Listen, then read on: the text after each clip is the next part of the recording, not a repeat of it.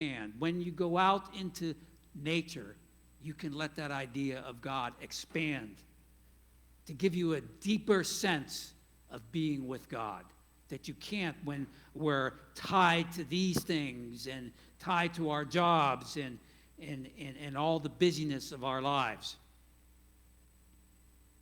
What it does, it enables us to see with a new set of eyes. It opens our hearts, our minds, and our eyes. We get this new sight, and then we can reflect and we can pray. We can recenter on God.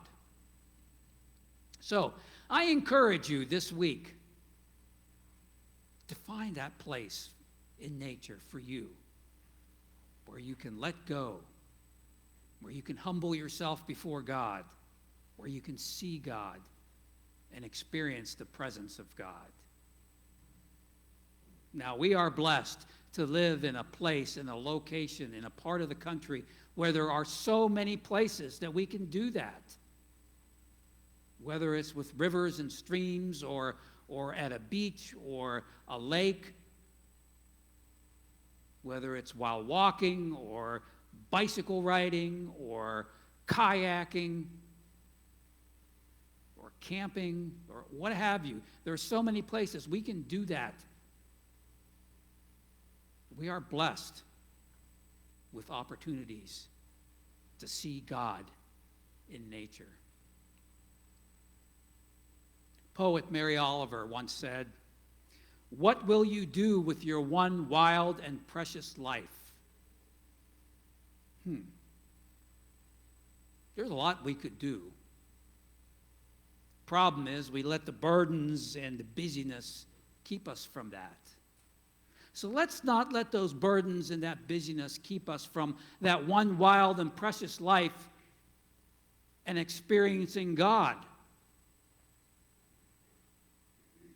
In Genesis 1, it basically tells us that we don't have to go very far to touch God, to touch the face of God, to be face to face with God. All we have to do is go out in nature to experience that.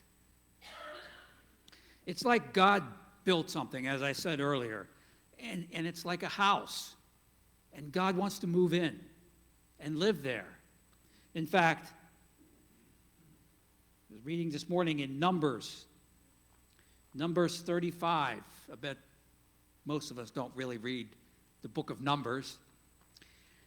But in Numbers 35, the last verse, it says, "You shall not defile the land in which you live, in which I also dwell, for I, the Lord, dwell among the Israelites." God lives in nature. And that's where we see God.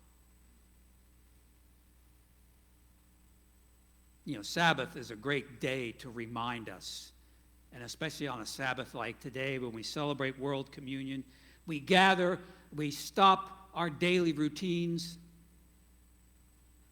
we let go of control, and we worship God. We enjoy being with God. But we can do that every day when we go out in nature.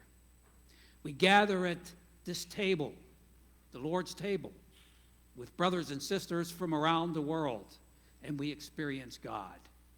But we can also experience God being out in nature.